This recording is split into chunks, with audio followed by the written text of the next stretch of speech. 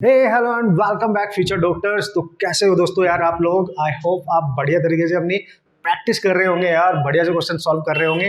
Concept के साथ साथ आपने कुछ अमेजिंग शॉर्ट ट्रिक्स को भी सीख के जाना है, जिससे आपके क्वेश्चन बहुत आसानी से सॉल्व होने वाले हैं और आपका टाइम बचने वाला है। ओके, आज एक और इंपॉर्टेंट क्वेश्चन की हम यहाँ पे बात करने वाले हैं। इस टाइप के क्वेश्चन आपको वेक्टर में काफी देखने को मिल जाएंगे और इनका जो प्रोसेस होता है ना सॉल्व करने का, वो काफी लेंथी होता है। जल्दी से मैं आपको बता देता हूँ।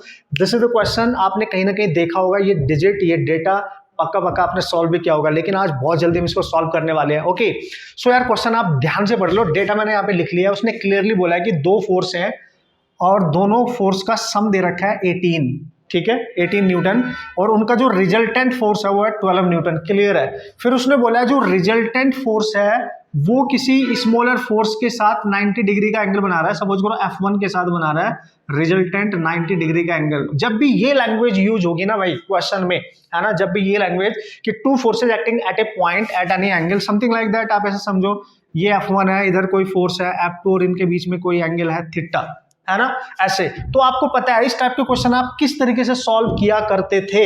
आपको यहाँ पे एक पॉइंट पे दो फोर्स है तो उनका रिजल्टेंट फोर्स यूज करना पड़ेगा, F1 square plus F2 square plus 2F1 F2 cos theta, याद करो। फिर आपने एंगल इनके बीच में रिजल्टेंट जब एंगल बनाता है वो वाला फॉर्मूला यूज करना पड़ेगा। तो काफी लेंथी हो जाता है ये, हम ये प्रोसेस यहाँ पे यूज नहीं करने वाले। किस तरीके से इस टाइप के क्वेश्चन को आसानी से आप सॉल्व कर सकते हो, तरीका मैंने बता दिया। पहचान करनी कैसी है, ठीक है। रिजल्टेंट फोर्स, स्मॉलर फोर्स मैंने इसको मान लिया है, ठीक है। उसके साथ 90 डिग्री का अगर एंगल बनाए और सम गिवन हो तो कैसे करके आएंगे, डायरेक्ट। ओके यार, तो F2 की वैल्यू मैं यहाँ से कैलकुलेट कर रहा हूं, तो ये F2 की वैल्यू यहाँ से आपको मिलेगी, that is F2 equal to, you can calculate x plus Y by 2।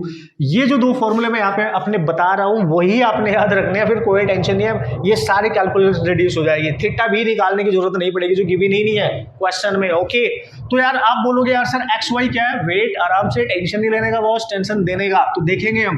अब यहाँ पे सबसे पहले y की वैल्यू को देखते हैं। y क्या है, y यहाँ से डायरेक्ट आ जाएगा r स्क्वायर बाई x से, ठीक है। तो जो दोनों का सम है ना 18 या जो भी गिवन होगा उसको x मानना है, ये मैंने x माना है। तो देखो यहाँ पे पुट करो आप, तो यहाँ पे r स्क्वायर, r आपको दे रखा है 12, सो 12 का स्क्वायर बाई x आपका दे रखा है 18, सॉल्व करो उसको आएगा 8।